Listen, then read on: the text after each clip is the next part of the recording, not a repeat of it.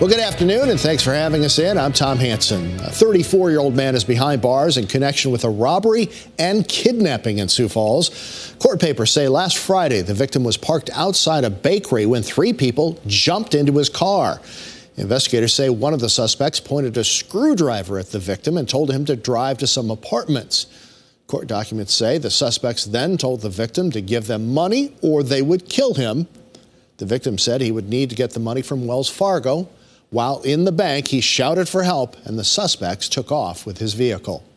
Police arrested Augustin Navarez for robbery, kidnapping, and assault. Officers are still trying to find the two other people involved. The South Dakota Attorney General says 3 law enforcement officers in Huron were justified in a shooting that sent a man to the hospital. Investigators say on September 7th, the officers responded to reports of Brian Giesing threatening to shoot himself. Law enforcement told Giesen to drop his gun. Authorities say Giesen pointed the firearm at officers, and that's when the officers opened fire. Giesen was treated for serious injuries at the hospital.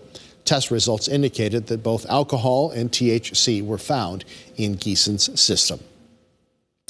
State-owned land in Lincoln County could be the possible site for a new men's prison. The location in question is about 5 miles south of Harrisburg and 8 miles northwest of Canton.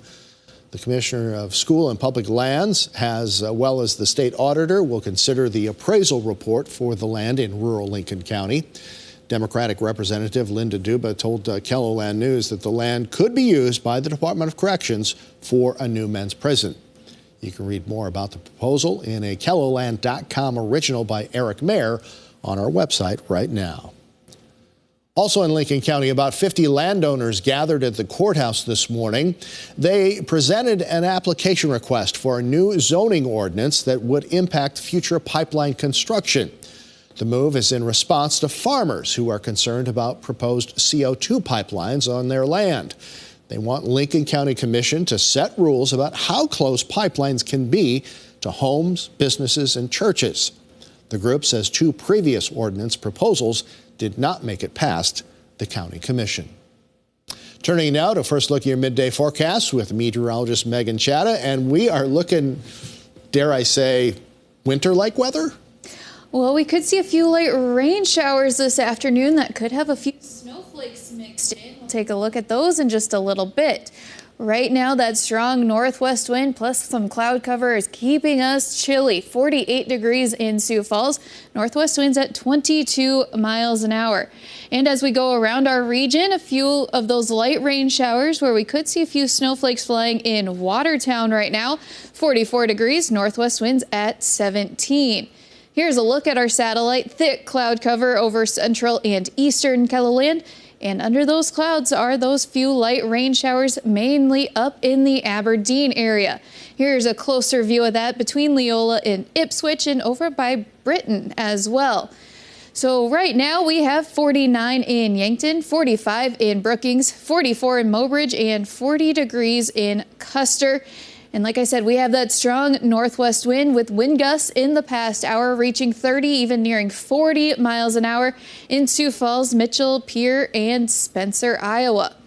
We have a freeze warning in place for tonight into tomorrow morning for a majority of KELOLAND, where we could see those temperatures as low as 27 degrees. So for today, that strong northwest breeze, partly cloudy skies, a few light rain showers are possible in eastern KELOLAND, 50 in Sioux Falls and Aberdeen, 53 in Pierre, and 52 in Rapid City. The winds die down tonight, and we have some warmer temperatures on the way for the weekend. We'll take a closer look at that in just a little bit. Thank you, Megan. Well, happening in about an hour, Sioux Falls will unveil its first mobile grocery store. The public can check out the new Eat Well Sioux Falls Mobile Market at 1 o'clock today. The mobile market is a repurposed vehicle that has been turned into a moving grocery store. The goal is to bring healthy foods to neighborhoods in need. Now, shoppers can use SNAP benefits to pay for their groceries. KELOLAND Summer Radishot will be at today's unveiling and will give you a tour of the mobile market later tonight. Also happening later today, the Black Hills Powwow kicks off tonight at the Summit Arena in Rapid City. Doors open at 5 p.m. Mountain Time. The veterans and dignitaries grand entry is followed by the dancers grand entry. The Black Hills powwow goes until Sunday. The event attracts thousands of dancers and singers and artisans, as well as several thousand spectators from across the U.S. and Canada.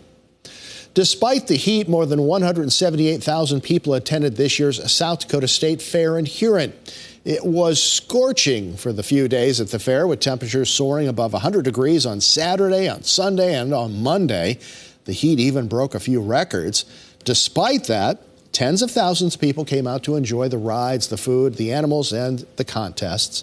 Fairgoers spent more than $2.5 million. The 2024 South Dakota State Fair dates will be August 29th through September 2nd.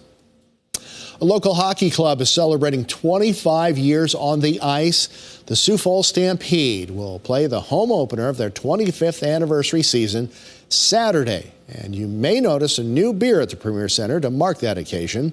The organization is partnering with Severance Brewing Company on a specialty beer named Brewline Lager. Something we've been talking about for last handful of years, and with it being the 25th anniversary, we thought this is the perfect time, get our anniversary logo on there, kind of a special edition. We wanted the can to be special, something that, people want to take home and keep, and it's, a flavorful beer that I think a lot of people enjoy.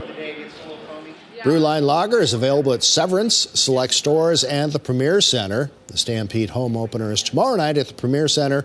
The puck drops at 6:05.